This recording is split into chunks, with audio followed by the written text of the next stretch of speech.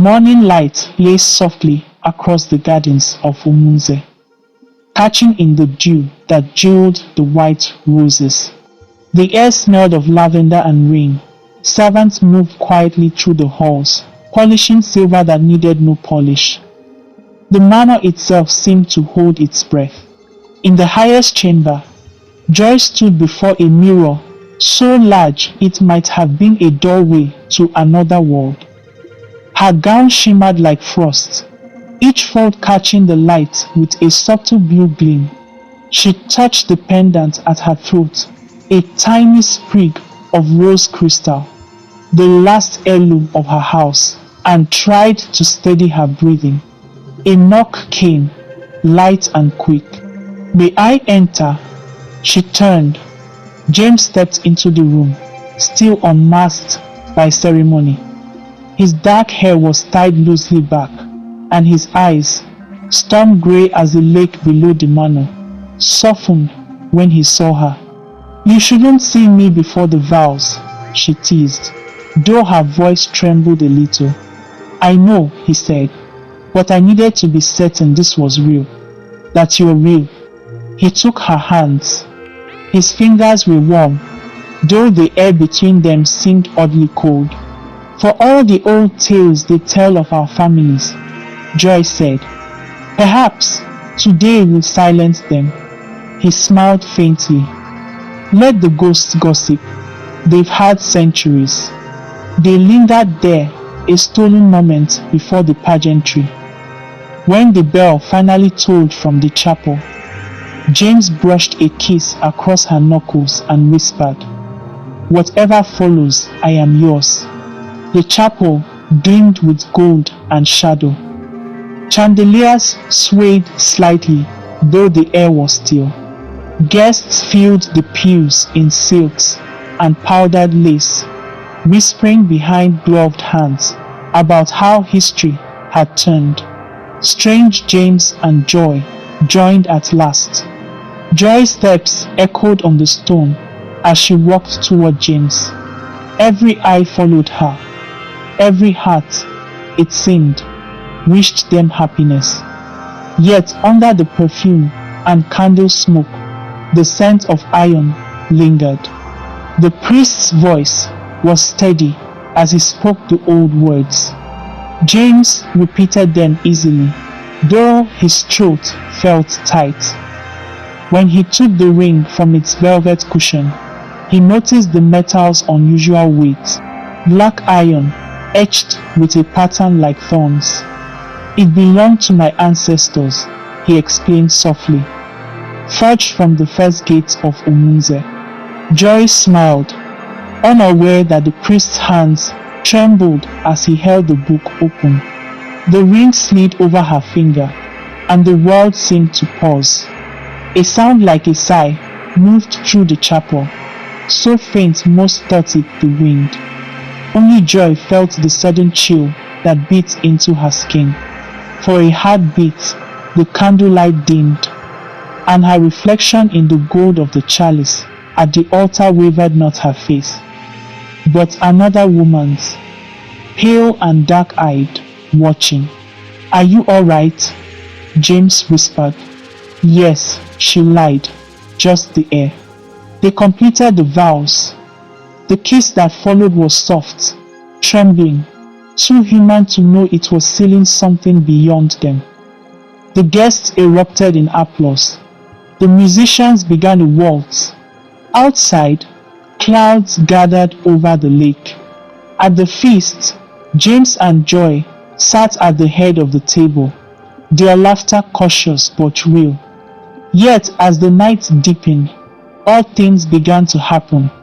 The wine turned bitter in its cups. A draft moved through the hall, though every door was closed.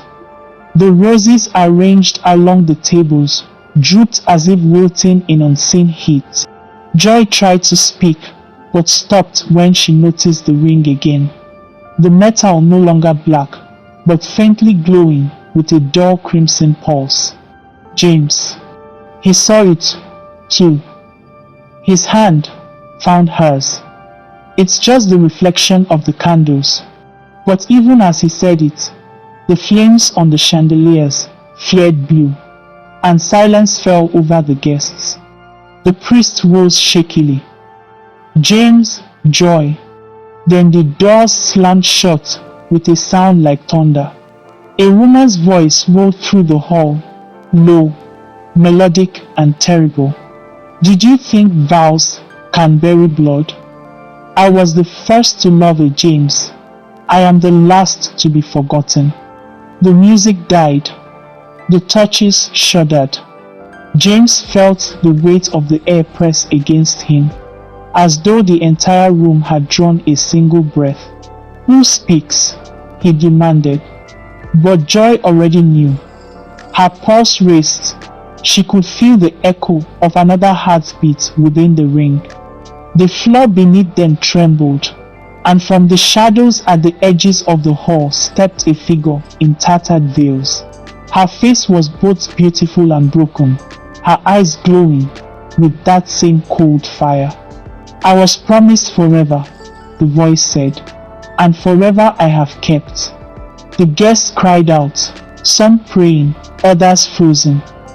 James moved in front of Joy, though his sword hung useless at his side.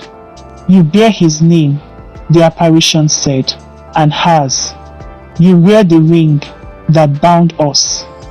Through you, my vow remembers." Joy's tears fell freely. "Please," she whispered, "we meant no harm."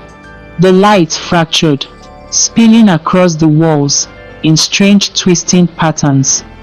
One by one, the candles guttered. James caught Joy's face in his hands.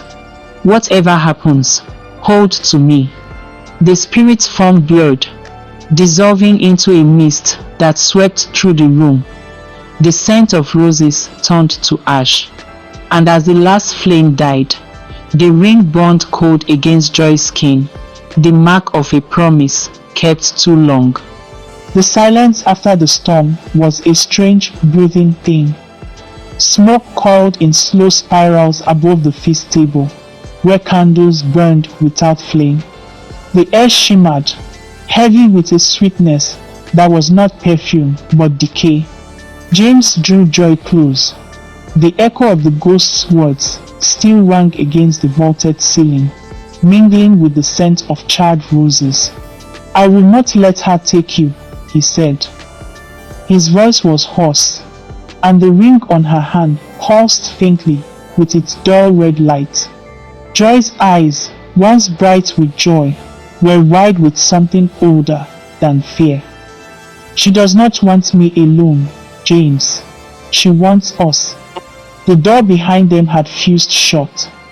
Beyond the windows, lightning lit the gardens in brief, ghastly glimpses, petals of white roses turning black, fountains frozen, mid-fall. From the darkness came the witch's whisper, soft as dust on silk. "All love ends in remembrance." James held Joy's face between his palms. "Then let us be remembered for love, not for ruin." She managed a trembling smile. "You defy a ghost? I'd defy the heavens if they asked me to forget you." Outside, thunder answered. They fled the hall for the chapel, the place where their vows had first been spoken. The path was strewn with fallen petals that glowed faintly blue. Each step echoed like the tolling of a bell. When they reached the altar, the storm seemed to fold inward. The air was thick with the scent of iron and roses. Joy turned to him, her voice no more than breath. "If her vow binds us, perhaps another vow can unbind it." James understood. He took her hands. The ring burned between them, its glow spreading into a faint circle of light that surrounded their feet. Together they spoke, not to the witch, not to any god, but to the promise between them. "We do not renounce our love. We claim it free of grief, free of vengeance. If we must be bound, let it be to each other, not to pain." For a heartbeat, The world stilled. Then the witch's voice filled the chapel again, mournful and almost tender. You speak as if you know what eternity asks. The stained glass above them cracked. Wind rushed through, scattering shards like colored stars. Very well, the voice said. You shall have what you ask. You shall be bound forever to each other. Joy's fingers tightened around James's. The ring feared once, blinding, and the cold that followed was not the chill of fear, but of stone taking breath.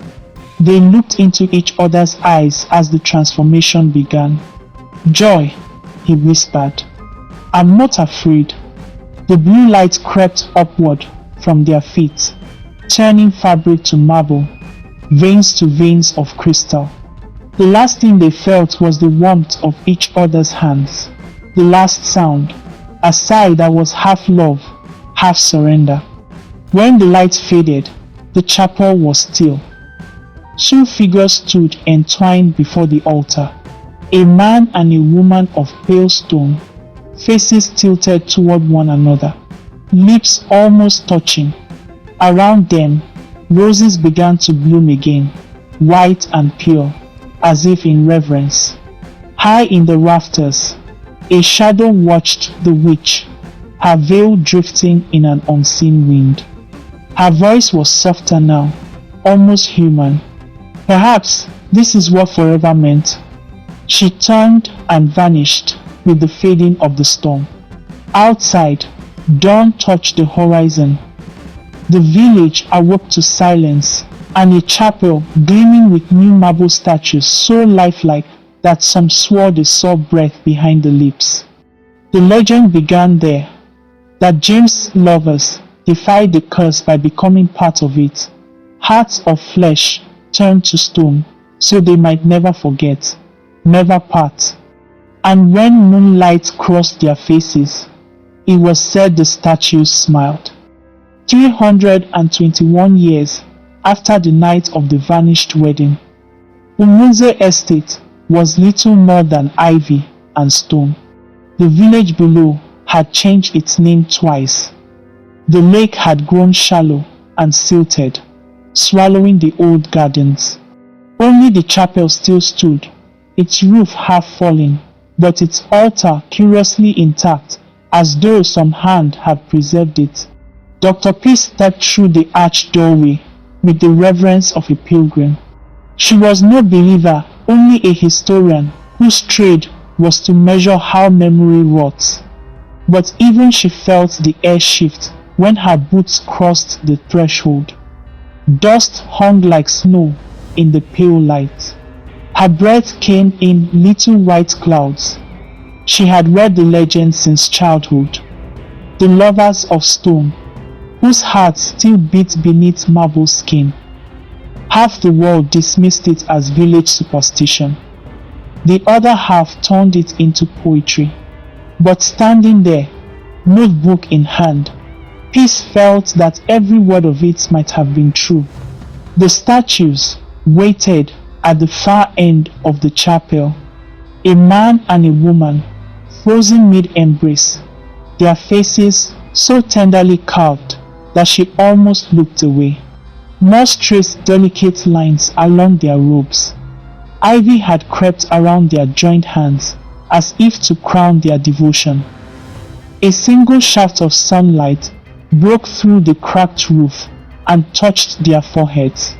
Peace whispered, "You're beautiful," and her voice startled her, echoing through the ruin as if another had spoken.